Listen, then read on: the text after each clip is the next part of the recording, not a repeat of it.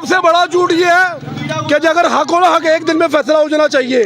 तीसरा दिन जा रहा है, तीसरा दिन अभी तक ना इनको पता नहीं लग रहा कि हम झूठ बोल रहे हैं। अगर ये सच होते ना सच होते ये मैंने भी 2 इलेक्शन देखे अपनी ज़िंदगी में, 11 या 12 बजे ना फैसला हो जाता था। अब पहली बार ये इलेक्शन देख रहा हूँ, तीसरा दिन खत्म होने को आ रहा है, बल्कि खत्म हो गया, अभी तक फैसला नहीं हो रहा। इससे बड़ी और धांधली क्या होगी?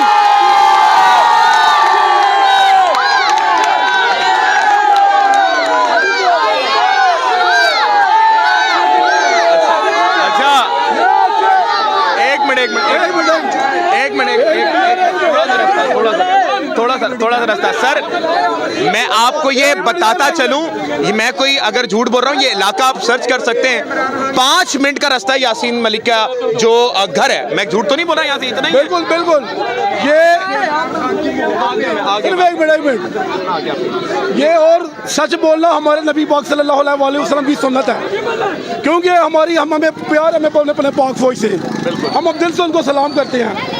अल्हम्दुलिल्लाह हमें फख्र भी अपनी फौज पर, ठीक है, क्योंकि हम चाहते हैं कि हम जिस नबी की उम्मत है ना, हमें चाहिए कि हम सच बोलें और सच का साथ दें। अवाम ने जिसको चाहे ना कि हम पर यह मुसल्लत हो, तो खुदारा हमारी तो उसी को हम पर मुसल्लत होने दें। तीसरा दिन हो रहा है, तीसरा दिन आज तक फैसला नहीं हो रहा। ये तो इनके लिए डूब मरने की बात है कि नून निकला डूब के मर जाए।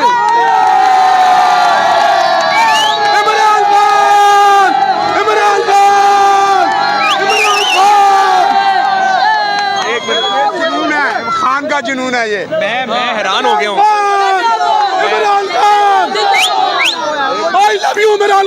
एक मिनट रुके। अच्छा सर, मैं बात कर रहा था आपसे। एक मिनट सर, एक मिनट। अच्छा सर, ये जो डेट है मैंने पहले इसलिए बोली थी ताकि आपको एड्रेस हो जाए, ताकि वीडियो हो सकता है 2 दिन बाद चले, 3 दिन बाद चले। ये 10 फरवरी है और अभी तक 9 सीटें जो हैं अभी तक उसका फैसला नहीं हो पाया। एक तरफ वज़ीर-ए-आज़म पाकिस्तान खड़ा हो और एक तरफ इमरान खान। अल्लाह की कसम इमरान खान की इज्जत ज्यादा है।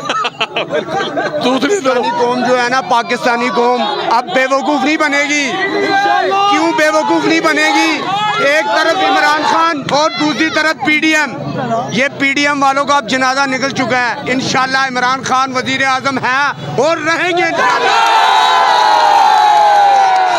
अच्छा कैमरामैन साहब, आपने वो तस्वीर दिखा दें सामने, वो जो पोस्टर्स लगे हुए ताकि आवाम को पता भी लग जाए, और अब मेरी तरफ कीजिएगा, मैं ज़रा आगे चलूँगा सर। Thank you. अस्सलाम वालेकुम। जी, मैं कैसे आप ठीक हैं? आपने नवाज शरीफ के नताइज देखे हैं? ना तराजू को 1 वोट पड़ा है, ना उसको किसी को भी नहीं पड़ा है। सिर्फ नवाज शरीफ को कितनी तेजी से ऊपर लेके गए हैं ये रात को। नहीं देखिए जी, आवाम का गुस्सा आ रहा है, ये मैं कंट्रोल नहीं कर पा रहा। मैं सिर्फ यहाँ पे बड़ा पुरअमन शो करने आया था, लेकिन आवाम ने घेर लिया है। आवाम का गुस्सा है ना सर, मैं क्या कर सकता हूँ? ये नतीजा है आवाम का मैंडेट चुराने का। एक मिनट। अस्सलाम वालेकुम सर।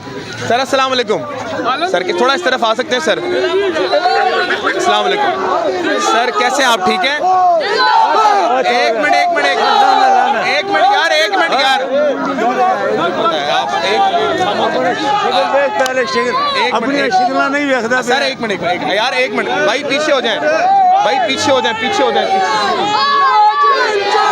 एक मिनट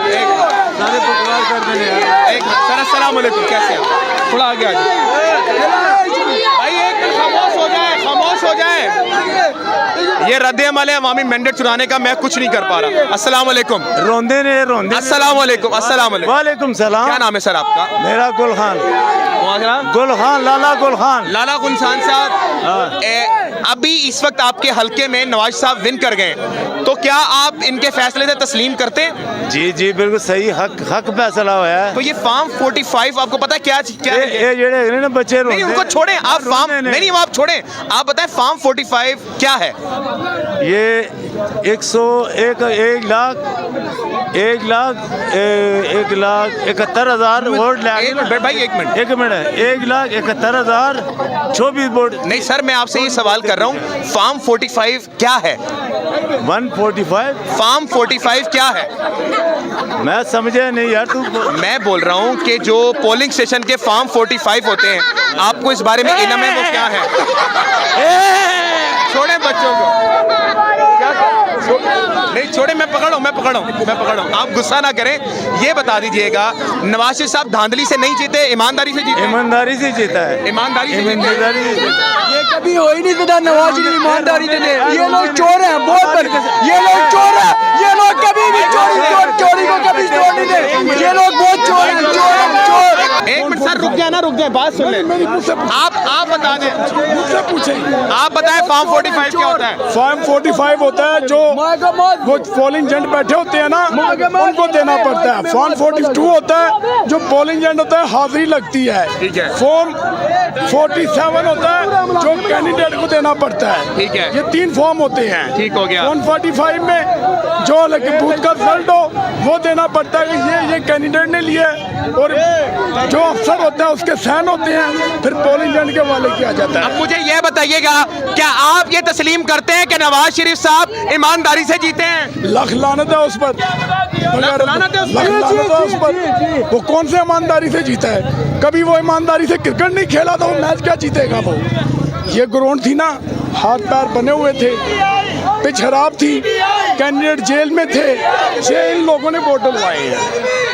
कोई कैंडिडेट नहीं था। डॉक्टर यास्मीन राशिद पूरे 9 महीने में हल्के में नहीं आई, वो जेल में है। बिल्कुल ऐसे। फिर उसके मुकाबले में इतना आजाद वोट लेकर जीते हैं। फिर भी सर 1 लाख तकरीबन 1024 वोट, 24 वोट पड़ा है उनको। ये बहुत बड़ी बात नहीं है। पूछे रात को ना, ये नताइज सुनकर गए हैं, डॉक्टर साहबा जीती हुई थी। एक मिनट बोल। ये रात को पूछे, डॉक्टर साहबा जीती हुई थी। जब ये नौजवान लोग सो गए हैं, उन्होंने पता नहीं क्या किया, रातों रात उसका रिजल्ट ही बदल दिया। रात में आप जीत गए थे? रात को जीते हुए थे। 15,000 की लीड थी हमारी। मीडिया बोल रहा था, जश्न उसने खराब किया अपना। अगले दिन फिर कहता मैं तस्लीम करता हूँ, मैं ये करता हूँ। लाख लानत तुझ पर, डूब कर मर जा। ठीक है। ये उसका गढ़ है, गला बन गया वो। ठीक हो गया। आप उससे कसम खाकर पूछे नवाज शरीफ से, वो जीता है? आप कसम खा के कहें वो हारा है? हारा वो। खाए कसम। ला इलाहा इल्लल्लाह मोहम्मद रसूलुल्लाह, हारा वो। मरियम नवाज हारी है, शहबाज शरीफ हारा है, हमजा शहबाज हारा है, बिलाल यासीन हारा यहाँ से।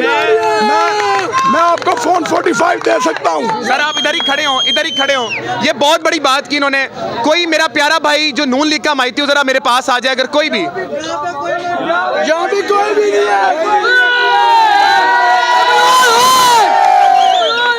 मैं फिर पूछता हूँ, कोई नून लीग का? आप नून लीग के? सर बात यह है कि 1:30 बजे तक हमारी लीड थी पीटीआई की। 1:30 बजे से 7 बजे तक ये 5 घंटे उन्होंने स्लो किया। 7 बजे नून लीग की लीड होना शुरू हो गई है। ठीक है। हम जानते हैं कि कौन जीता है कौन हारा है। ठीक है। नून लीग जो है वो बिल्कुल हार चुकी है। इन्होंने वैसे किया, अवाम को धोखा दिया और ये आप हो गए।